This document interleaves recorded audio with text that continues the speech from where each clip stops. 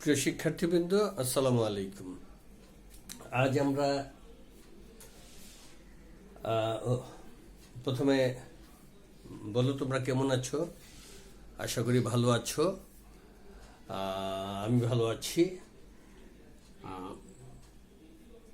এই করোনা কালের এই সময়টায় স্বাস্থ্যবিধি মেনে চলবে, ইনশাল্লাহ আমরা সবাই ভালো থাকবো। আচ্ছা, আজকে আমরা আবারও ওই আমাদের অধ্যায়গুলোর সেই শুরুতে যে অধ্যায় পড়িয়েছিলাম, অর্থাৎ পদার্থের গাঠনিক ধর্ম এর জ্ঞান এবং অনুধাবন এই বিষয়গুলো এবং এমসিকিউ বহু নির্বাচনী প্রশ্নগুলো তোমরা সাধারণত খুব কম পড়ো।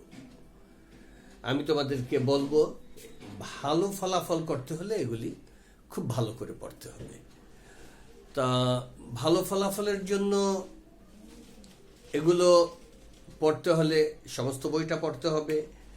তাছাড়া দেখবে যে এই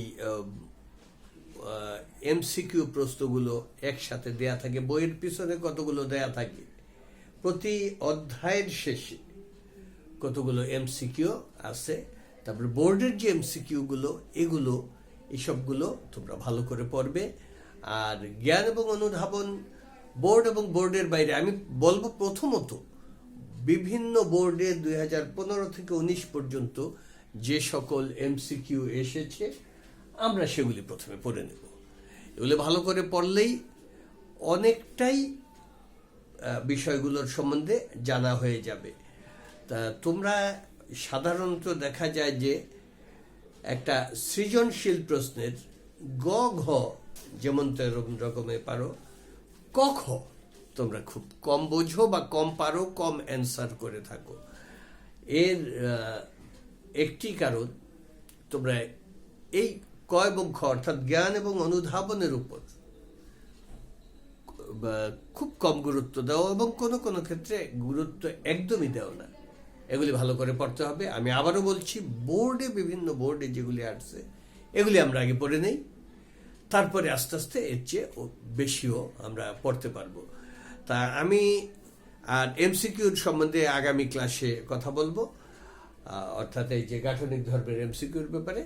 তা আমি এখন তোমাদেরকে এই পদার্থের গাঠনিক ধর্মের জ্ঞান এবং অনুধাবনের প্রশ্নগুলোর কথা বলবো। তোমাদের বইয়ের পদার্থবিজ্ঞান প্রথম পত্রের 7ম অধ্যায়, এই পদার্থের গাঠনিক ধর্ম, এই 7ম অধ্যায় শেষে দেখবে জ্ঞান এবং অনুধাবনের কিছু প্রশ্ন দেয়া আছে। জ্ঞানের কতগুলো দেয়া আছে বোর্ড এবং বোর্ডের বাইরে, অনুধাবনেরও দেয়া আছে, তপন তোফাজ্জল সকল বইয়ে দেয়া আছে। তবে আমার কাছে মনে হয় এটা বেশ গুছানো আকারে প্রশ্নগুলো দেয়া আছে শামসুর রহমান শেলুর বইতে। ভালো, অন্যগুলো তো তোমরা পড়তে পারো যে কোনো রকমে। আমি তোমাদেরকে ওই তোমাদের অনলাইন ক্লাসে এই জ্ঞান এবং অনুধাবনগুলো মোবাইলে ছবি তুলে পোস্ট করে দিয়েছি। তোমরা এখান থেকে জ্ঞান এবং অনুধাবনগুলো ভালো করে দেখে নেবে। অবশ্যই ওগুলি তোমাদের বইও আছে, পোস্ট করাটা দেখারও দরকার হয় না। প্রত্যেকের বইয়ের অধ্যায় শেষে জ্ঞান এবং অনুধাবনগুলো আছে। জ্ঞানগুলো সাধারণত কাকে বলে, কি, এরকম ধরনের প্রশ্ন। এটা কি অথবা এটা কাকে বলে, হ্যাঁ, যেমন সাপোজ আমরা বলতে পারি জ্ঞানে যেগুলো আসে, পৃষ্ঠটান কি, তোমরা পৃষ্ঠটান কি সেটা লিখে দিবে। পৃষ্ঠটান কাকে বলে বা পৃষ্ঠটান কি? পৃষ্ঠটান কি? কোনো তরল পদার্থের উপর, কোনো তরল পদার্থের মুক্ত তলে একটি রেখা কল্পনা করলে ওই রেখার উভয় পার্শ্বে রেখার সাথে লম্বভাবে তরল পৃষ্ঠের স্পর্শক রূপে ওই রেখার প্রতি একক দৈর্ঘ্যে যে বল ক্রিয়া করে তাকে পৃষ্ঠটান বলে। আসতে পারে পীড়ন কি? পীড়ন কাকে বলে? কোনো বস্তুর প্রতি একক ক্ষেত্রফলে লম্বভাবে যে প্রতিরোধকারী বল ক্রিয়া করে তাকে পীড়ন বলে। এরকম পীড়ন, বিকৃতি, সংশক্তি বল, পৃষ্ঠটান, সান্দ্রতা, এগুলো এই ধরনের কাকে বলে আর কি, এগুলো সাধারণত আমাদের জ্ঞানমূলকে আসে। তো তোমরা এই জ্ঞানমূলকের প্রশ্নগুলো বোর্ডে যেগুলো এসেছিল, আবারও বলছি অধ্যায় শেষে এগুলো আছে, এগুলো ভালো করে পড়ে নেবে। আমি এগুলো তোমাদেরকে ছবি তুলে পোস্ট করে দিয়েছি তোমাদের অনলাইন ক্লাসরুমের পেজে, সেখান থেকেও দেখে নিতে পারো, আর বই আছে। আচ্ছা, এরপরে অনুধাবন। জ্ঞানে 1 প্রশ্ন, অনুধাবনে 2, জ্ঞানে 1 মার্ক, অনুধাবনে 2 মার্কস। সুতরাং অনুধাবনগুলো তোমাদের ভালো করে পড়তে হবে। 5টা প্রশ্নে 5 দুগুণে 10 মার্ক, অনুধাবনে, জ্ঞানে 5 মার্ক, 15 মার্ক। সুতরাং এটাকে গুরুত্ব না দিলে 75 মার্কের 15 মার্কই ছুটে যায়। অনুধাবনে সাধারণত একটু ব্যাখ্যা চায়, কেন হলো, কিভাবে হলো, এ ধরনের প্রশ্ন। যেমন আমি তোমাদেরকে বই থেকে প্রশ্ন করে আমি তোমাদেরকে 2-1টা আলোচনা করছি। অনুধাবনমূলক প্রশ্ন, যেমন ইয়ং এর গুণাঙ্ক 2 × 10⁻⁻, ইয়ং এর গুণাঙ্ক 2 × 10⁻11 নিউটন পার মিটার স্কোয়ার বলতে কি বুঝো? হ্যাঁ, বা ইস্পাতের ইয়ং এর গুণাঙ্ক 2 × 10⁻11 নিউটন পার মিটার স্কোয়ার বলতে কি বুঝো? এটা যশোর বোর্ড 16তে আসছিল, এটা আরো কয়েক বোর্ডে আসছে। আচ্ছা, তা ইয়ং এর গুণাঙ্ক, একটি ইস্পাতের তারের ইয়ং এর গুণাঙ্ক 2 × 10⁻11 নিউটন পার মিটার স্কোয়ার বলতে বুঝি। একটি ইস্পাতের তারের ইয়ং এর গুণাঙ্ক 2 × 10⁻11 নিউটন পার মিটার স্কোয়ার বলতে কি বুঝো? একটি ইস্পাতের তারের ইয়ং এর গুণাঙ্ক 2 × 10⁻11 নিউটন পার মিটার স্কোয়ার বলতে আমরা বুঝি ওই ইস্পাতের তারের 1 মিটার স্কোয়ার ক্ষেত্রফলে যদি 2 × 10⁻11 নিউটন বল প্রয়োগ করা হয়, তাহলে এটি আদি দৈর্ঘ্যের দ্বিগুণ হবে, এর দৈর্ঘ্য আদি দৈর্ঘ্যের দ্বিগুণ হবে। আবারও বলছি, কোন একটি ইস্পাতের তারের ইয়ং এর গুণাঙ্ক এত বলতে বুঝি এই ইস্পাতের তারের ক্ষেত্রফল যদি 1 মিটার স্কোয়ার হয়, তাহলে এতে 2 × 10⁻11 নিউটন বল প্রয়োগ করলে এর দৈর্ঘ্য আদি দৈর্ঘ্যের সমান হবে, এর দৈর্ঘ্য বৃদ্ধি আদি দৈর্ঘ্যের সমান হবে। এই হলো এই প্রশ্নের উত্তর। এরকম অনুধাবনে এরকম ধরনের প্রশ্ন আসে। আবার যেমন ধরো, আরেকটা প্রশ্ন আলোচনা করি, পানির ফোঁটা গোলাকৃতি হয় কেন? এটা Dhaka board, Sylhet board, Jessore board, Dinajpur board 16 এবং 17তে এসেছে বিভিন্ন বোর্ডে। আচ্ছা, পানির ফোঁটা গোলাকৃতি হয় কেন? এখন পানির ফোঁটা গোলাকৃতি হয় কেন? আমরা জানি তরল পদার্থের একটা বিশেষ ধর্ম হলো পৃষ্ঠটান। এই পৃষ্ঠটান ধর্মের কারণে তরল পদার্থ এর মুক্ত পৃষ্ঠকে, বাইরের পৃষ্ঠকে সংকুচিত করতে চায়, ছোট করতে চায়। ফলে এই সংকুচিত করতে চায়। এখন যদি খুব স্বল্প আয়তনের তরল পদার্থ হয়, যেমন 1 ফোঁটা পানি, 1 ফোঁটা দুধ অথবা 1 ফোঁটা মধু, এই স্বল্প আয়তনের তরল পদার্থ যখন পৃষ্ঠটানের কারণে নিজেকে সংকুচিত করতে চায়, ছোট করতে চায়, তখন আমরা জানি যে কোনো বস্তুর সবচাইতে ছোট জ্যামিতিক আকার হলো গোলাকার। গোলাকারে থাকলে যে কোনো বস্তুর মুক্ত পৃষ্ঠের ক্ষেত্রফল সবচেয়ে কম হয় বা সংকুচিত হয়। ফলে যেহেতু পানির পৃষ্ঠ টান আছে, এটা পৃষ্ঠকে সংকুচিত করতে যায়, এই জন্য পানির ফোঁটা গোলাকার হয়। তাহলে প্রশ্নটা ছিল যে পানির ফোঁটা গোলাকৃতি হয় কেন। এটাকে আমরা খুব সুন্দরভাবে বললে, অল্প কথায় বললে, তরল পদার্থের একটি বিশেষ ধর্ম হলো পৃষ্ঠটান, যে ধর্মের কারণে তরল পদার্থ নিজের মুক্ত পৃষ্ঠের ক্ষেত্রফল সংকুচিত করতে চায় বা কমাতে চায়। স্বল্প আয়তনের তরল পদার্থ তার মুক্ত পৃষ্ঠকে সংকুচিত করলে পরে তার আয়তন সবচেয়ে ক্ষুদ্র হবে গোলাকার হলে। এজন্যই পানির ফোঁটা গোলাকার হয় পৃষ্ঠটানের কারণে। এরপর যেমন আমরা আরেকটা প্রশ্ন নিয়ে আলোচনা করতে পারি, সেটা হলো পানির ফোঁটা কচু পাতাকে ভিজায় না অথচ আম পাতাকে ভিজায় কেন?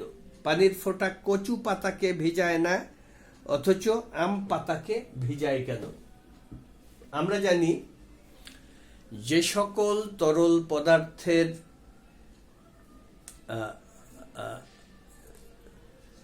আমরা জানি যে কোনো কঠিন পদার্থ এবং তরল পদার্থের মধ্যে স্পর্শকোণ যদি 90 ডিগ্রির চেয়ে কম হয়, অর্থাৎ সূক্ষ্মকোণ হয়, তাহলে ওই তরল পদার্থ কঠিন পদার্থকে ভিজাবে। আর কোনো তরল পদার্থ এবং কঠিন পদার্থের মধ্যে স্পর্শকোণ যদি 90 ডিগ্রির চেয়ে বেশি হয়, অর্থাৎ স্পর্শকোণ যদি স্থূলকোণ হয়, তাহলে ওই তরল পদার্থ কঠিন পদার্থকে ভিজাবে না। তা আমরা এই কথাটা সুন্দর একটু গুছিয়ে বললে যে সকল তরল এবং কঠিনের মধ্যে স্পর্শকোণ 90 ডিগ্রির চেয়ে কম হয়, অর্থাৎ সূক্ষ্মকোণ হয়, তারা কঠিন পদার্থকে ভিজায় না। যে সকল তরল এবং কঠিন পদার্থের মধ্যে স্পর্শকোণ 90 ডিগ্রির চেয়ে বেশি হয়, অর্থাৎ স্থূলকোণ হয়, ওই সকল তরল কঠিন পদার্থকে ভিজায়। পানি এবং আম পাতার মধ্যবর্তী স্পর্শকোণ 90 ডিগ্রির চেয়ে কম হয়, অর্থাৎ সূক্ষ্মকোণ হয়, ফলে পানি আম পাতাকে ভিজায়। কিন্তু পানি এবং কচু পাতার মধ্যবর্তী স্পর্শকোণ 90 ডিগ্রির চেয়ে বেশি হয়, অর্থাৎ স্থূলকোণ হয়। এই কারণে পানি কচু পাতাকে ভিজায় না। এই প্রশ্নের উত্তর। এভাবে আমরা অনুধাবনে প্রশ্নগুলি একটু, তোমরা এই যে ধরনের প্রশ্নগুলি একবার যদি ভালো করে দেখো, আমার মনে হয় তোমাদের এগুলো মনে থাকবে। যে আমি আরো দু একটা প্রশ্ন আলোচনা করছি তোমাদের বোঝার সুবিধার জন্য। তাপমাত্রা বৃদ্ধিতে গ্যাসের সান্দ্রতা বৃদ্ধি পায়, ব্যাখ্যা করো। এই প্রশ্নটা আরো ভালো হতো, এটা আরো একটা প্রশ্ন আছে এরকম যে, আচ্ছা, তাপমাত্রা বৃদ্ধিতে গ্যাসের সান্দ্রতা বৃদ্ধি পায় কেন? আচ্ছা, এই প্রশ্নটা আরেকটু বাড়িয়ে বললে তোমাদের বুঝতে সুবিধা হবে। তাপমাত্রা বৃদ্ধিতে গ্যাসের সান্দ্রতা বৃদ্ধি পায় কিন্তু তরলের সান্দ্রতা কমে যায় কেন? একই তাপমাত্রা বৃদ্ধি পেল, গ্যাসের সান্দ্রতা এতে বেড়ে যায়, কিন্তু তরলের সান্দ্রতা, তরল পদার্থের সান্দ্রতা কমে যায় কেন? এর কারণ হলো, আমরা জানি যে গ্যাসীয় পদার্থের সান্দ্রতা কি, এটা কি তোমাদের মনে আছে? সান্দ্রতা হলো যে ধর্মের কারণে তরল পদার্থের বিভিন্ন স্তর পরস্পরের গতিকে বাধা দেয়, আপেক্ষিক গতিকে বাধা দেয়, তাকে বলা হয় এই ধর্মটাকে বলা হয় সান্দ্রতা। যে ধর্মের কারণে তরল পদার্থের একটি স্তর অপরের স্তরের গতিকে বাধা দেয়, তাকে সান্দ্রতা বলে।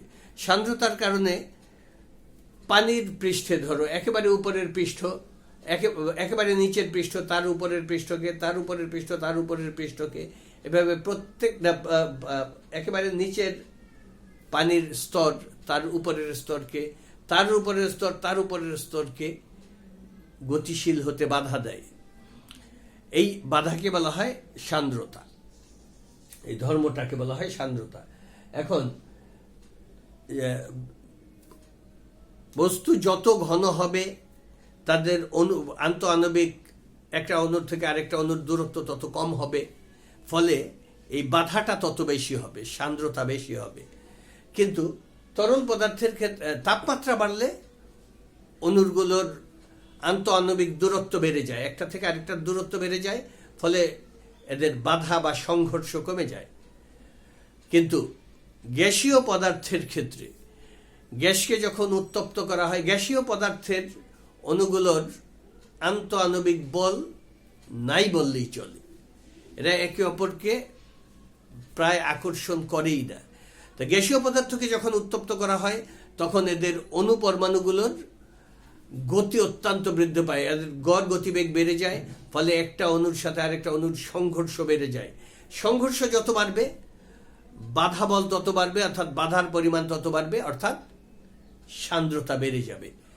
আর তরল পদার্থের ক্ষেত্রে তরল পদার্থকে উত্তপ্ত করলে তরলের অণুগুলোর আন্তঃআণবিক দূরত্ব বেড়ে যায়, ফলে একটা অণুর সাথে আরেকটা অণুর দূরত্ব বেড়ে গেলে এদের সংঘর্ষের পরিমাণ কমে যায়, ফলে সান্দ্র বলও কমে যায়, এই কারণে সান্দ্রতা কমে যায়। তো এই জিনিসগুলো তোমরা একটু পড়াশোনা করলে যতটুকু সংক্ষেপে মূল কথাটা আসলেই কিন্তু এগুলিতে নাম্বার দেওয়া হয়। যেমন এই যে এইমাত্র যেটা বললাম যে তাপমাত্রা বাড়লে বায়বীয় পদার্থের সান্দ্রতা বেড়ে যায় কিন্তু তরলের সান্দ্রতা কমে যায় কেন? বায়বীয় পদার্থের সান্দ্রতা বেড়ে যায় কিন্তু তরলের সান্দ্রতা কমে যায় কেন? সান্দ্র বল একটা বাধা বল। তা তোমরা বলবে যে কথাটা এই যেটা বললাম খুব সংক্ষেপে বললে যে বায়বীয় পদার্থের অণুগুলোর মধ্যে আন্তঃআণবিক বল অতি নগণ্য, ফলে এদের ভিতরে সংঘর্ষের পরিমাণ খুব কম হয়, ফলে সান্দ্রতাও কম হয়। কিন্তু তাপমাত্রা বাড়লে এর অণুগুলোর গড় গতিশক্তি বেড়ে যায়, ফলে অণুগুলোর ভিতরে সংঘর্ষের পরিমাণ প্রচণ্ড গতিতে ছোটাছুটির কারণে সংঘর্ষের সংখ্যা বেড়ে যায়, ফলে সান্দ্রতাও বেড়ে যায়। কিন্তু তরল পদার্থের ক্ষেত্রে তাপমাত্রা বাড়লে তরলের অণুগুলোর আন্তঃআণবিক দূরত্ব বেড়ে যায়, একটা থেকে আরেকটার দূরত্ব বেড়ে যায়, ফলে সংঘর্ষের পরিমাণ কমে যায়, সান্দ্রতাও কমে যায়। এরপর যেমন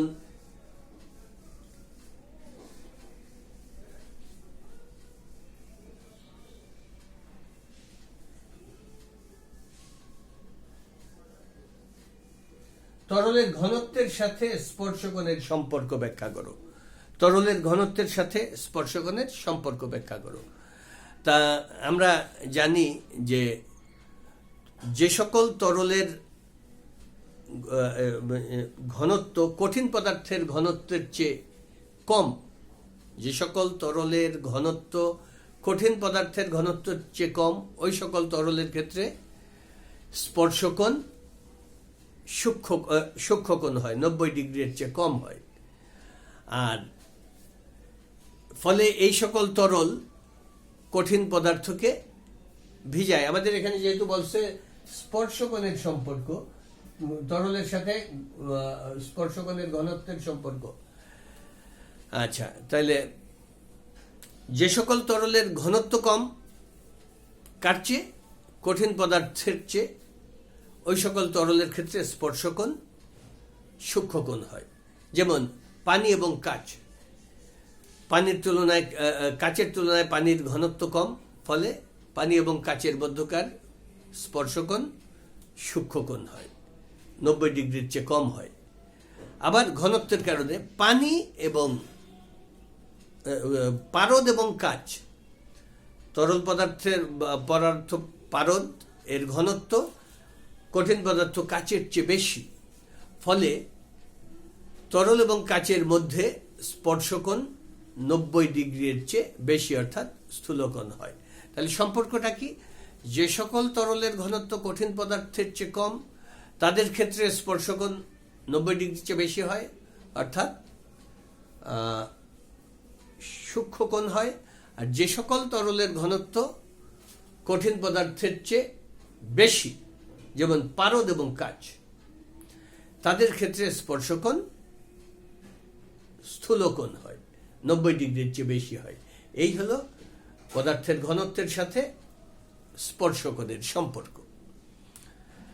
এভাবে আমি আবারও বলছি যে তোমরা খুব সংক্ষেপে যত ছোট করেই বলো না কেন, যদি মূল কথাটা বলতে পারো তাহলে এই অনুধাবনে মার্কস পাওয়া যায়। এখন এই স্পর্শকোণের সাথে তরল পদার্থের সম্পর্ক, তরলের ঘনত্বের সাথে স্পর্শকোণের সম্পর্ক কি? তরলের ঘনত্বের সাথে স্পর্শকোণের সম্পর্ক এই যে তরলের ঘনত্ব যদি কঠিন পদার্থের চেয়ে কম হয় তাহলে স্পর্শকোণটা হবে সূক্ষ্মকোণ, 90 ডিগ্রির চেয়ে কম। তরলের ঘনত্ব যদি কঠিন পদার্থের চেয়ে বেশি হয় তাহলে স্পর্শকোণ হবে স্থূলকোণ, অর্থাৎ 90 ডিগ্রির চেয়ে বেশি। এই তো সম্পর্ক। এই কথাটুকু বলতে পারলেই তোমরা 2 মার্কস পেয়ে যাবে। সুতরাং আমার মনে হয় তোমাদের অনুধাবন এবং জ্ঞান এগুলো একটু ভালো করে দেখা উচিত, ভালো করে পড়া উচিত। তা জ্ঞান এবং অনুধাবনের আমি তোমাদেরকে আগামী ক্লাসে আশা করব যে আগামী আমার ক্লাসটার আগেই এই অধ্যায়ের জ্ঞান এবং অনুধাবনগুলো তোমরা পড়ে ফেলবে, ভালো করে পড়বে, যাতে তোমরা এগুলো পরীক্ষায় উত্তর দিতে পারো। আর আগামী ক্লাসে আমরা এই পদার্থের গাঠনিক ধর্মের এমসিকিউর বিষয়ে আলোচনা করবো। আসলে এই ধরনের ক্লাসে আলোচনা খুব বেশি আমারও মনোভূত হয় না। প্রশ্ন করে যদি অ্যান্সার পাওয়া যেত, বা সরাসরি তোমরা যদি প্রশ্ন করতে পারতো বা করতে পারতা আমাকে, আমি যদি প্রশ্ন করতে পারতাম তোমাদেরকে, তাহলে তোমরা ছাত্রছাত্রীরা বেশি উপকৃত হতো, আমরাও অনেক বেশি স্যাটিসফাইড হতে পারতাম। আসলে এই অনলাইন সিস্টেমে আমরাও এখনো খুব একটা অভ্যস্ত হয়ে উঠিনি, তাই আমরাও খুব বেশি তোমাদেরকে দিতে পারছি না আমার মনে হয়, আর তোমরাও আমাদের কাছ থেকে খুব বেশি নিতে পারছো না। ইনশাল্লাহ আগামী দিনগুলিতে এই অনলাইন ক্লাসে আমরা আরও বেশি অভ্যস্ত হয়ে উঠব। আমি তোমাদেরকে বলবো যে আমরা যদি অন্য কোনো অ্যাপসের মাধ্যমে, জুম অথবা গুগল মিট এগুলির মাধ্যমে আমরা পরস্পরের সাথে যোগাযোগ করতে পারি, তাহলে হয়তোবা একে অপরকে প্রশ্ন করে এর অ্যান্সারগুলি জেনে নিতে পারবো। আমিও বুঝতে পারবো তোমরা কতটুকু ফাঁকি দিচ্ছ বা পড়ছো, তোমরাও আমার কাছ থেকে সরাসরি প্রশ্ন করে জেনে নিতে পারবে। কিন্তু এই অ্যাপসগুলো অর্থাৎ জুম বা গুগল মিট এগুলোতে একটা এখনো পর্যন্ত আমি ঠিক নিজেও বুঝতে পারি না, 2-1বার আমি টেস্ট করে দেখেছি, কথা কাটা কাটা আসে, আবার নেটের প্রবলেম থাকলে বড় সমস্যা হয়ে যায়। এই জন্য যা কি করব আমরা ভবিষ্যতে, আমরা এগুলো আরও একটু ডেভেলপ করে কিভাবে করা যায় সেই চিন্তা করব। আজকের মতো এখানেই শেষ করছি। ধন্যবাদ। ভালো থাকবে, লকডাউনে ঘরে থাকবে, স্বাস্থ্যবিধি মেনে চলবে। আসসালামু আলাইকুম। আল্লাহ হাফিজ।